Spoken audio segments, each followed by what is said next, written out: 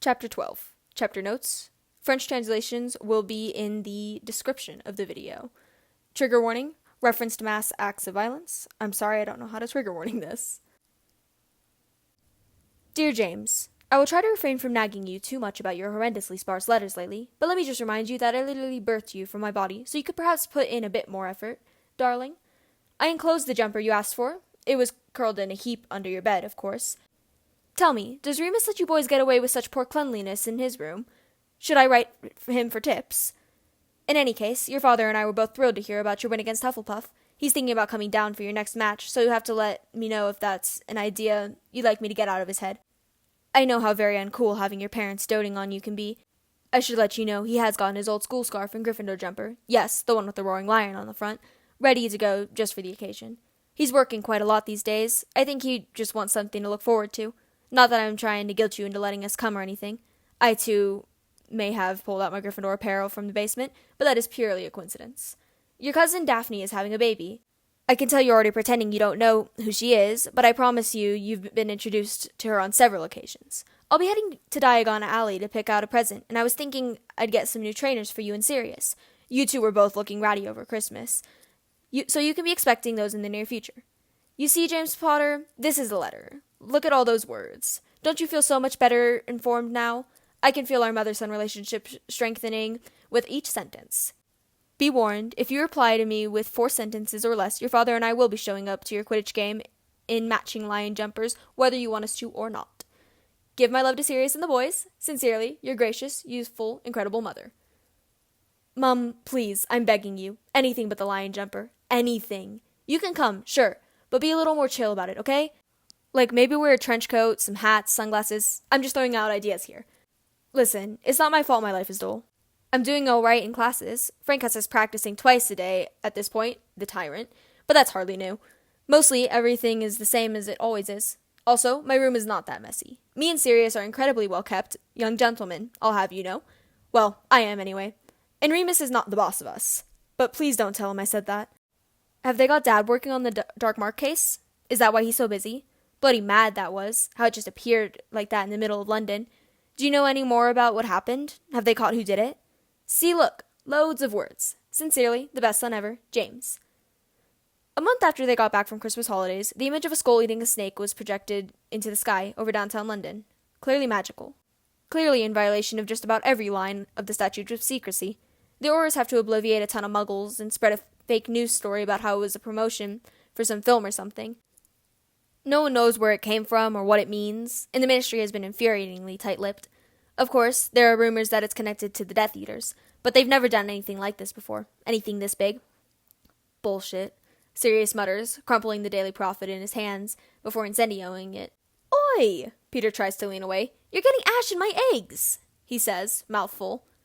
Nothing again? James asks, not bothering to look up. What the hell are they playing at? Sirius demands indignantly, fist slamming down on the table so hard the cutlery rattles. How can they say nothing? How can they know nothing? It's been months at this point. I mean, don't we deserve some kind of, I don't know, fucking explanation? It's strange for James to see the differences between Sirius and Regulus. When they first heard about the mark, Sirius got loud and angry and reckless. There have been a lot of scuffles in the corridors. Not that James is in any position to criticize. He's been getting into a fair few fights of his own recently. But Reg got quiet. There were a few nights where they just lay next to each other, not touching, not talking. It should have been boring, frustrating, but it wasn't. It was nice to have him there, at James's side, even if he couldn't explain to James what he was feeling, even if he needed to disappear for a bit. Things are better now, but the same way that Sirius's anger lingers just under his skin, so does Reg's silence. They're hiding something, Remus speaks up, drawing James's attention across the table. You think someone in the Ministry had something to do with it? James asks, feeling a bit uneasy about that, seeing as his dad is part of the Ministry. Remus just shrugs. I think they fucked up, and now they're trying to fix it before they have to admit to it. Well, they're doing a shit job, Sirius growls. How hard can it be to find them? I mean, they were casting in the middle of London. Someone had to have seen them. Maybe they have found them and they just don't want to release their names to the public yet, Remus says, pushing the food around on his plate. No, James says sternly. They wouldn't do that. No way.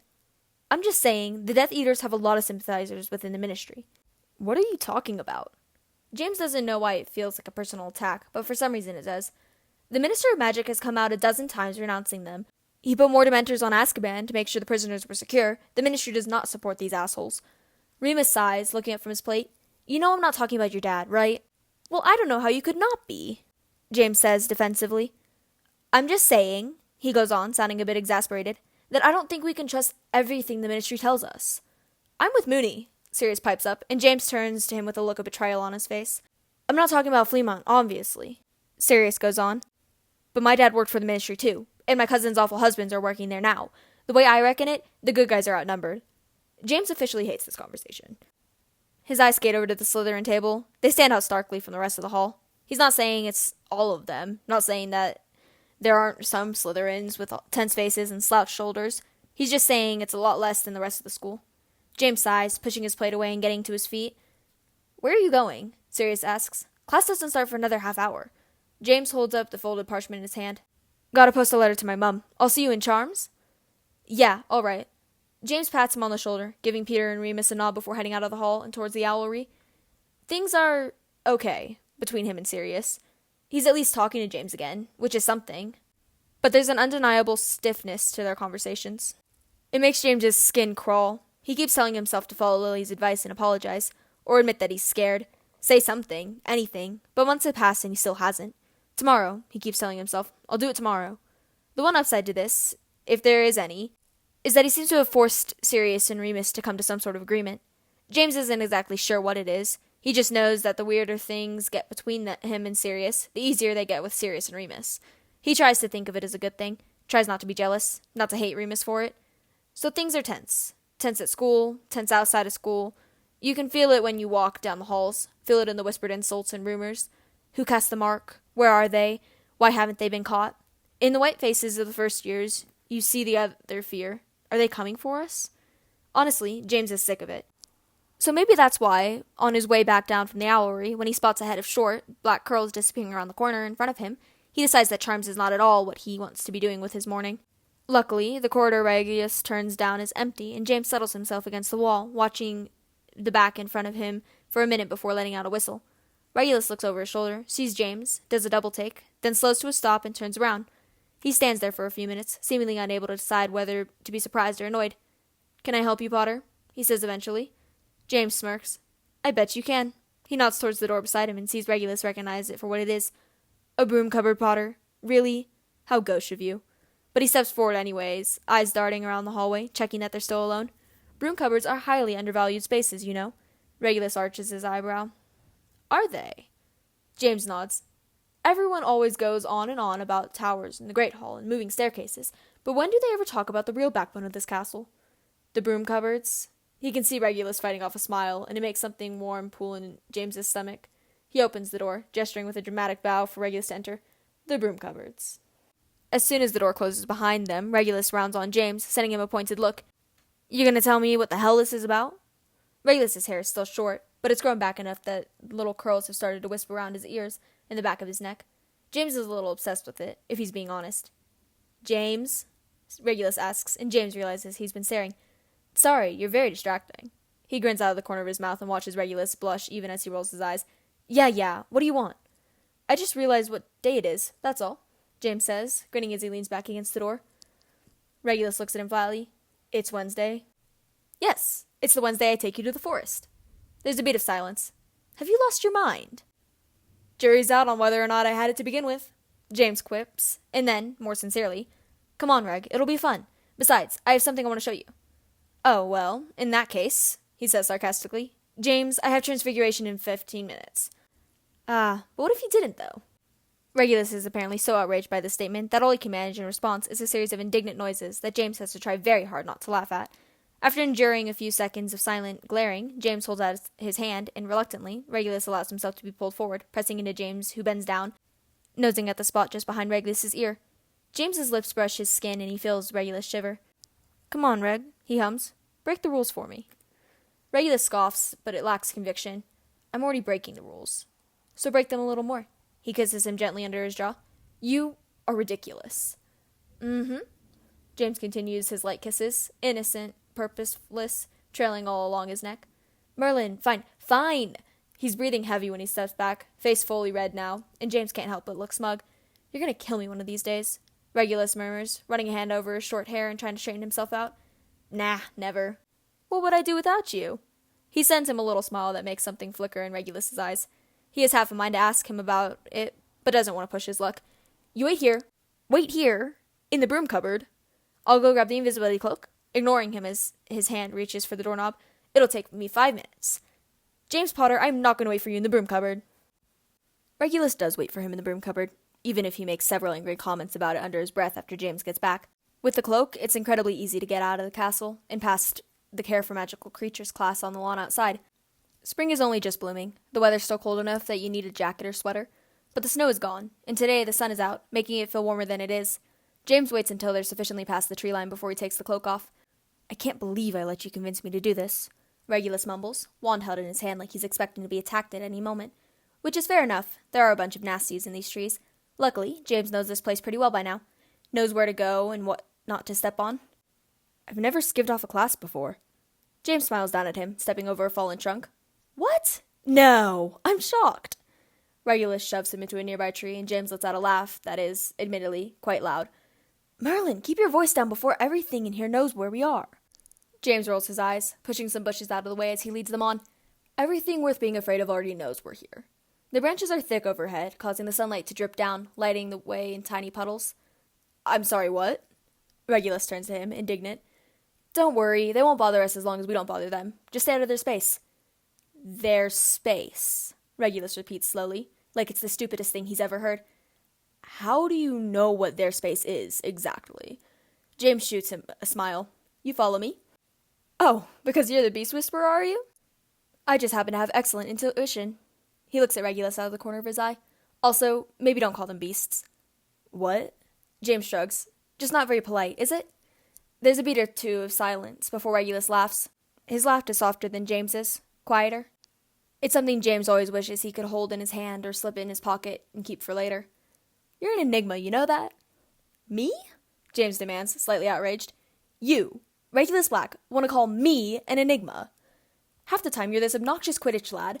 I am not a lad. How am I a lad? I don't have lad energy at all." "Oh, yes, you do." Regulus goes on, clearly enjoying this a little too much. "Walking through the halls like you own the place, like some bloody jock teen heartthrob. Oi, you're also a jock." But Regulus shakes his head. "I'm on the Quidditch team," he says, ducking below a hanging branch. "But I'm not a jock." "That makes no sense at all." Regulus only waves him off. "You really should be such an airhead, and then it's like you think about everyone all the time. You care more than anyone I've ever met. It's..." He shakes his head, lost for words. And then, "I get it, though, why Sirius was drawn to you, why he became so obsessed." James scoffs, unable to tell if Regulus is being sincere or just having a laugh. "Sirius has never been obsessed with me." "Yes, he has. He is. I used to hate it." And doesn't that just pique James's interest? "Were you jealous?" Regulus huffs out a laugh. "Of course I was jealous. You were cooler than me and older than me, and I knew exactly what was going to happen." "And what's that?" Regulus is quiet for a moment, the noise of twigs snapping under his feet the only thing filling the space between them. "I knew you were going to take him away." He says it like he doesn't want to, like it has to fight its way out of his mouth. "I don't think I took him away as much as you lot forced him out." And then, of course, his brain catches up with his mouth and he realizes what he just said. "Or, not you, but..." Luckily, he's saved from having to explain himself as they break through the foliage into the clearing on the other side. Regulus lets out a gasp that James is pretty sure he's going to be replaying in his head for the next week. "Sweet, huh?" James says smugly, looking out at the small waterfall in front of them. The water slips down the rocks and pools in a decent-sized pond at the bottom, the green vines snaking along the stones only just starting to bud with little pink flowers. He found it last year during one of the full moons, and he's been back with Sirius a few times since. "It's beautiful," Regulus says. Without the trees over their heads, the sun pours down uninterrupted, making the water sparkle. James nods, knocking his shoulder against Regulus's before stepping forward and starting to unbutton his shirt. Excuse me? What are you doing?" "Going swimming, obviously." He shoots Regulus a grin as he slides the shirt off his shoulders. "Swimming?" Regulus repeats indignantly. "You can't go swimming in there, James. Are you completely insane?" "And why not?" "Well, for starters, it's going to be freezing." "Ah, good point." James pulls out his wand, casting a warming charm over the water before bending down to check the temperature with his fingers. "Perfect." He winks at Regulus over his shoulder, the younger boy looking scandalized. Did you just warm the whole pond?" he asks. "Mm-hmm." James straightens up, dropping his wand onto the pile with his shirt and glasses. That's a complicated variation on that spell, he says, somewhere between oppressed and annoyed. Is it? James asks innocently, slipping out of his trousers and standing in front of Regulus in his pants. Well, come on. Wait, James, Jesus, you absolute madman. You can't just go jumping into a random body of water in this forest of all places. He sounds nearly hysterical, and James has to bite down on his lower lip to keep from laughing. You have no idea what could be in there. He does, actually, having been in several times. First as a stag, of course. Always safer that way. Reckon we might run into some mermaids? He asks cheekily. Regulus gives him a flat look. That would not be nearly as fun as you seem to think it would be. James shrugs. Well, only one way to find out. No, there's definitely more than one way to find out. Come on, Reg. He stands on the edge of the shore, back to the water. What's life without a little risk? Safe. James only laughs as he falls back into the water. It's deceptively deep, and he flips himself around so he can dive further down before coming back up for air. James Potter, I swear to Merlin, if whatever is in that water doesn't kill you, I will. He hears as he breaks the surface. Reg is on his hands and knees at the water's edge, a stern look on his face. James shakes out his hair, swimming back over. Seems a bit contradictory, don't you think? Regulus makes a growling noise that James secretly loves. Reg, he says softly, sincere as he can manage. It's safe, I promise. Regulus searches his face for a moment. You've done this before? James nods. About a dozen times. Regulus looks no less exasperated. What kind of person wanders into a deadly forest just to have an afternoon swim? James only rolls his eyes, diving back below the surface. The water is so clear that he's almost certain this whole place has been magicked by the founders or someone who came after. Everything about it is so idyllic, so juxtaposed to the rest of the dark, overgrown forest. He comes back to the surface and finds Regulus on his feet again, shoes and socks off, shirt halfway undone. There we go, James smiles, spitting water out of his mouth. Regulus sends him a dry look. I can't believe I'm doing this. I can. It's brilliant. The younger boy shimmies out of his shirt, and James feels something tug hard on his gut. He'd forgotten that he'd never seen Regulus anything but fully dressed before, and he hadn't quite prepared himself for what it would feel like, which apparently is overwhelming. Shirtless Regulus, James realizes, is a special kind of weakness for him. You're sure there's nothing in here that's going to eat me? Regulus does away with his trousers and comes to stand at the edge of the water. James? What, sorry? James shakes himself, trying to focus. No sea monsters, oui? James blinks. Was that French? Did you just speak French to me? He's not sure his heart can handle this. Regulus blushes. Sorry, it just slipped out. Do not apologize. Say something else. What? In French, say something else. James is treading water, shoulders bobbing in and out of the pond, and he's glad to have an excuse for the breathless sound of his voice. For a moment, he doesn't think Greg is going to do it. He just stands there watching him. And then, J'ai peur de te blesser. His voice is soft, changed by the different accent, the syllables gooey in a way they aren't in English. Parce que je t'aime. Je pense que je le ferai toujours. James makes a pleased humming noise. What did you say? Regulus blinks before looking away.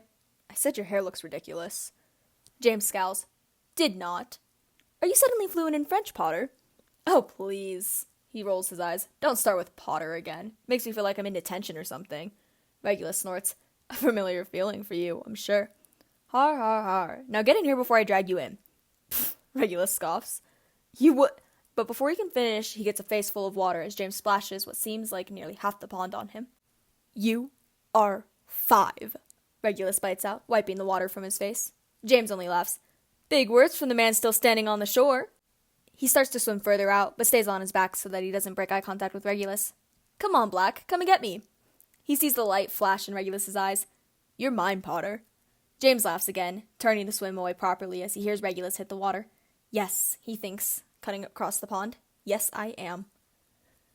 A while later, they're lying on their backs in the sun, Regulus dressed again, James still in just his pants, both with their eyes closed, enjoying the warmth. We'll have to go back eventually. I can't skip out on the whole day, Regulus says, causing James to make a childish grumbling noise. Ugh, why? School is so miserable. Here is so nice. Yeah, nice until something eats us. James snorts. Nothing is gonna eat us. If you say so. James cracks his eyes open, turning his head to look at Regulus. It really is a bit ridiculous how much he enjoys it, just watching him. How he could do it all day. His skin is flushed from the sun, curls slightly tighter after the water. James wants to run his hands through them, but he's pretty sure Reg doesn't want to be touched right now. He's gotten good at picking up on his moods, on the way they shift. There are good days and bad days, but there are also good moments and bad moments. It changes, even within the time they spend together. James understands that, even if he doesn't know why. You're staring, Regulus says, without opening his eyes. James smiles. You're beautiful. Regulus makes an indignant noise. I don't know why you say that. I don't know why you don't believe it. He sees Regulus tense and then force himself to relax. I've never heard it before. Which James thinks is a travesty. Well, you are. Silence drifts back around them, filled by the noise of the breeze in the trees and the humming of the water beside them. Hey, Reg? James finds himself asking. Have you done this? He motions between the two of them. Before? He feels the stillness as much as he sees it, watching Regulus's atoms apple bob up and down as he swallows. Yes, he says carefully. James thinks that, deep down, he already knew that, but still he finds himself surprised by it. Was it serious? He watches lines appear on Regulus's face as he squeezes his eyes more tightly closed. I guess that would depend on your idea of serious. James accepts this, resisting the urge to reach out and smooth the wrinkles from his face. They never told you were beautiful? He hears Regulus's breath hitch. Reg, no, he interrupts quickly. They didn't see me that way. Most people don't see me the way you see me. Je ne le mérite pas. James feels his chest grow tight at the tone of Regulus's voice, rolling towards him and onto his side. It's not the way I see you. It's just the way you are. Regulus brings his hand up to cover his face. You can't say things like that to me. His words are choked, like he doesn't have the air to force them out. Why? Because they hurt. They aren't supposed to. Regulus nods, dropping his hands to look at James again. I know. And oh, that look. That look breaks his heart. I'm sorry, James whispers, but Regulus just shakes his head. Don't be. He reaches out and runs his hands through James's wet hair. James closes his eyes, falling into the touch. I just wish this was easier. There's a delicacy to this confession, a vulnerability that James knows Regulus hates. His hand pauses, thumb rubbing gentle circles into James's temple. I don't think important things are supposed to be easy, he says, voice soft. He opens his eyes to find that Regulus has rolled onto his side as well. You're important, Reg. You're so fucking important, especially to me. Regulus's eyes widen, thumb stilling. Je ne te mérite pas, he mumbles again. What does that mean? James asks, practically whispering. Anything else would feel too loud in the fragile space that it's built up around them. Regulus looks back at him, gray eyes full of so much feeling they nearly swallow James whole. Eventually, he exhales, propping himself up on his elbow and leaning down to press a chaste kiss to James's mouth. He can taste the water, the sunlight, the sadness. Regulus pulls back, still leaning over him. I said your hair looks ridiculous. A choked laugh finds its way up James's throat. I don't believe you. He turns his head, kissing the palm of the hand that's still holding him. Regulus smiles sadly. Good. They head back to the castle for lunch. James makes several attempts to dry his hair with little success. Domestic spells have never been his strong suit, but even Regulus can't seem to get it to work. There's just so much of it, he says, exasperated. Whatever. If anyone asks, I'll just tell them I took a shower or something. Regulus arches his brow. Do people often ask you about your hair? Obviously. He makes a show of primping it. It's got quite the fan club. I'm sure it does. They part in an empty corridor, James whipping off the cloak and Regulus instantly pulling away. I'll see you later, yeah? The younger boy nods. Yeah. James makes a run back to Gryffindor Tower to drop off the cloak and grab his books. He tries to do something with his hair again, but it's no use. You are bloody ridiculous, he mutters at it before giving up and heading to the Great Hall. He's about 2 corridors away when he spots his friends, chatting against the wall outside of class. He's in such a good mood that he forgets that he ditched them without any warning this morning, that he went to the owlry and never came back, forgets that they will almost certainly demand an explanation. He blames the sun, blames Regulus's mouth. They've made his brain go fuzzy. James! Peter is the first one to see him, causing the other two to swivel towards him. James smiles until he sees the expression on Sirius's face. Oh, he thinks. Oh, shit. That was some trip to the owlry, his friend says coldly. Is your hair wet? Remus asks, squinting at him. Fuck. Yeah, I took a shower. Where? Sirius demands, voice almost as sharp as the look in his eyes. What? Where did you take a shower? Because it wasn't in our room. We checked. James opens and closes his mouth several times, but he can't quite make the words come out. What? Nothing. Sirius, Remus cautions. James appreciates the effort, but they both know it's a lost cause. You're taking your walks in the middle of the day now? Damn, Jamie, it's a miracle you can stand with all the bloody walking you do. Sirius, no, fuck you. Sirius cuts him off, clearly fuming. I'm so tired of your bullshit. I mean, you can't even be bothered to come up with a decent lie for fuck's sake. You couldn't care less about us if you tried. Okay, James cuts across him. That's not fair. Yeah, whatever, I'm done with this. Sirius makes to walk away, but James grabs his arm and then, in a split-second decision, starts dragging him towards the empty classroom next to them. Oi! Sirius says indignantly, but he doesn't really put up much of a fight. James? Remus steps forward, eyes traveling nervously between the pair of them, clearly unsure of whether or not he should step in. Me and Paz need to have a talk. We'll meet you guys in the Great Hall, yeah? Remus hesitates, hovering in the doorway as James shoves Sirius inside. Mooney, I'm not going to fight him, I promise. I just want to talk. I might fight him, Sirius calls from behind James. Remus raises his eyebrow, but James waves his concerns away. If he really wants to throw a punch, I can take it. Well, that's comforting, Remus says dryly. He looks between them one more time before shaking his head. Come on, Pete, let's go. He disappears back into the corridor, door closing behind him. James exhales, gearing himself up for whatever the hell is coming next, because, to be honest, he doesn't really have a plan. Sirius glares at him. So? He spits. Are we going to discuss your favorite routes? Sirius. The sights you see along the way?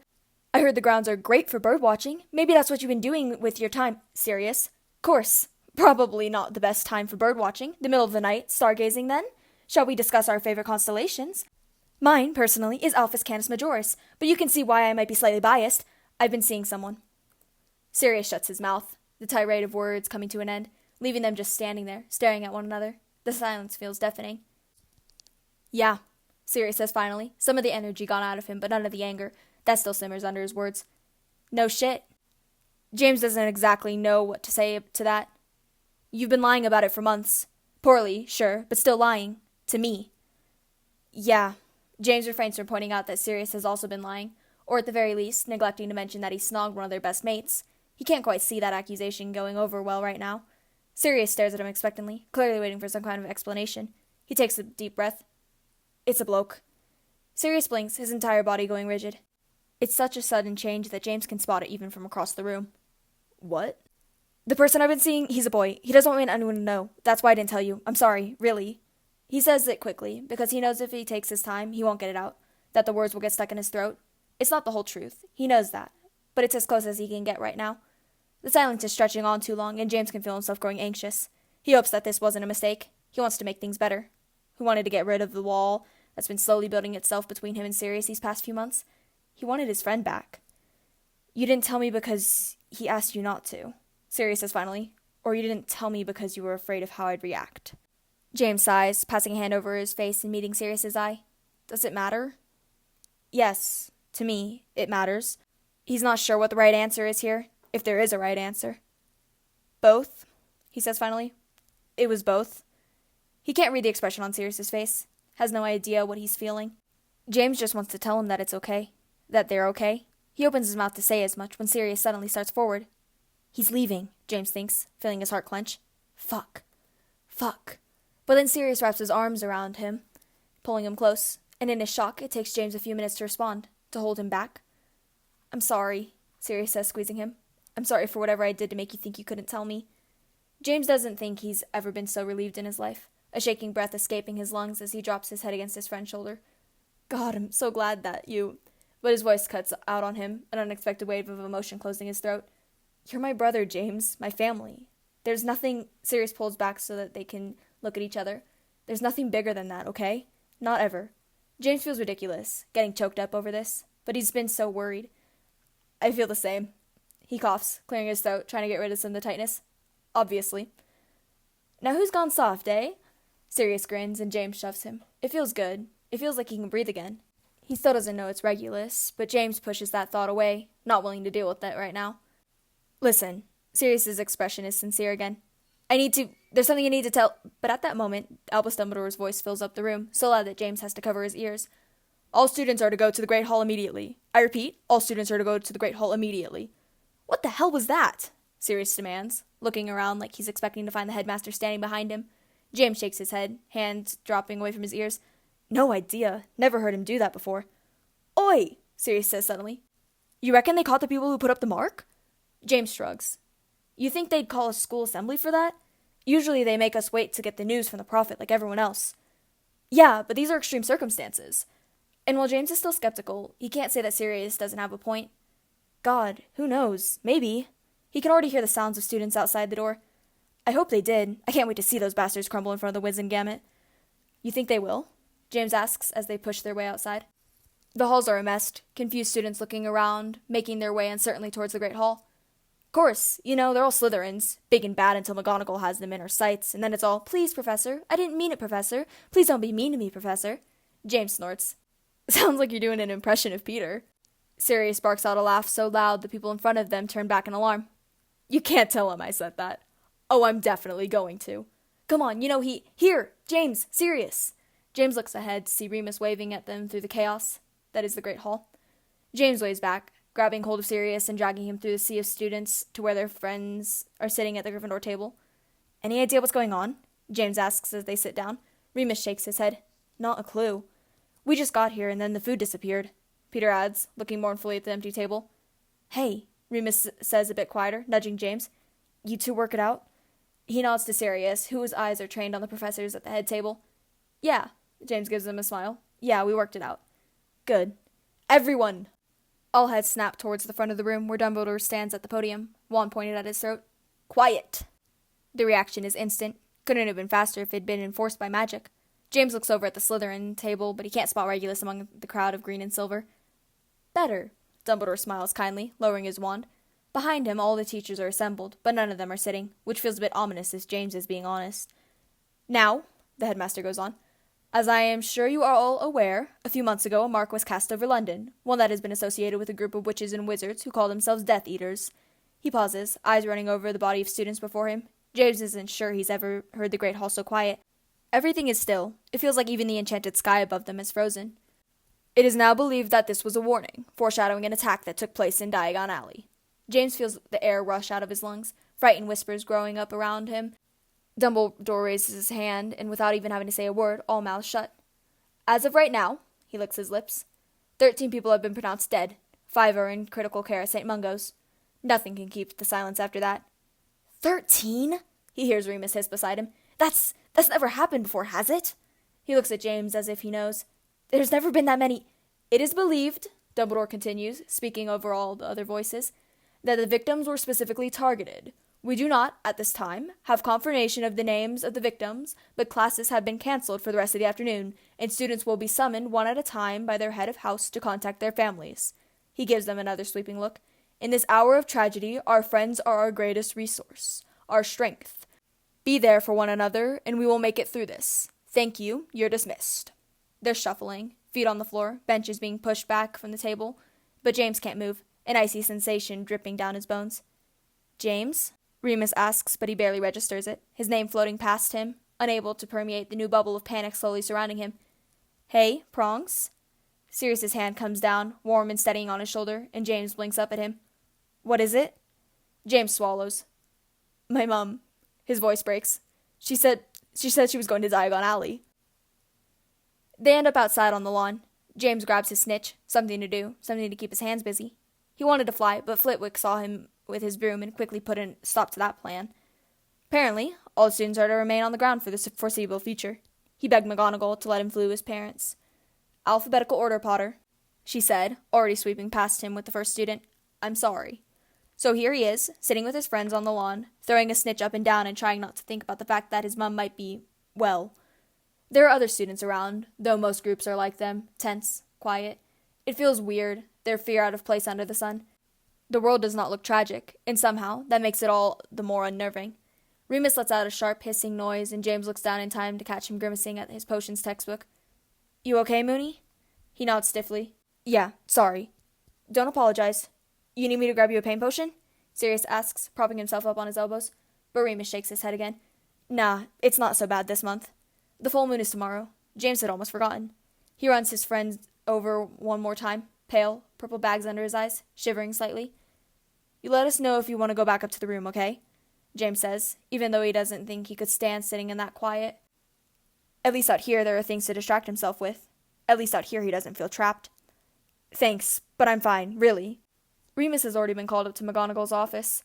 His mother was there, his father at work, both fine. It's good. Remus doesn't need any more tragedy in his life. James tries not to let the other thoughts in, the ones that say that makes it just a little bit more likely that his mum was one of the victims.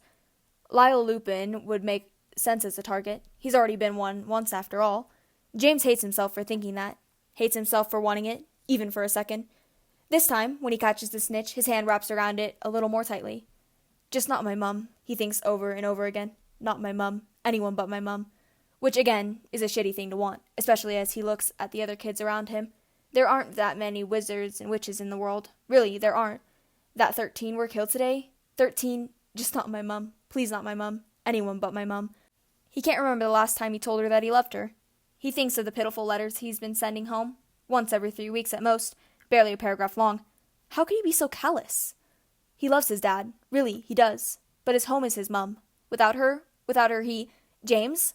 His head snaps up at the feel of Sirius's hand on his arm. James tries to breathe. She's gonna be okay, Sirius says, voice firm, no hint of doubt. His eyes demand James stay still, just for a moment. Demand he hears what's being said to him. I promise. And he wants to tell him that he can't possibly promise that. Except that the brilliant thing about Sirius Black, his best mate, is that he makes you believe that he can. James nods stiffly. Thanks. Of course. Sirius has only just pulled back when the sound of smug laughter cuts across the lawn.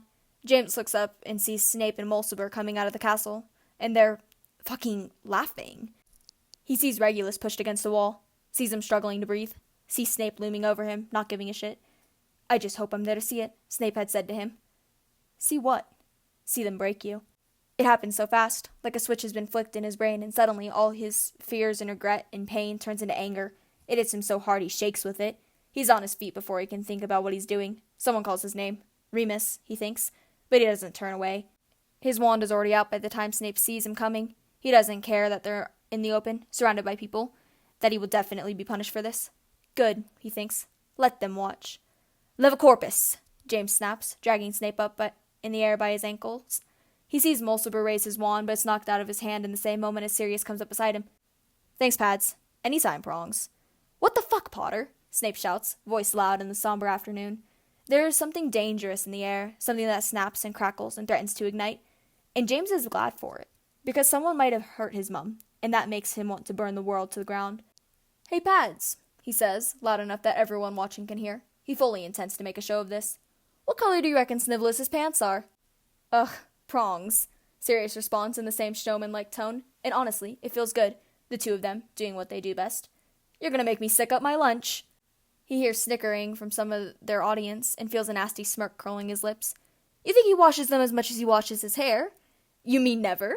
More laughter. Fuck you. Snape punches out, struggling, though James can't imagine why. It's his spell. He ought to know better than anyone that there's no way he's getting down until James puts him down.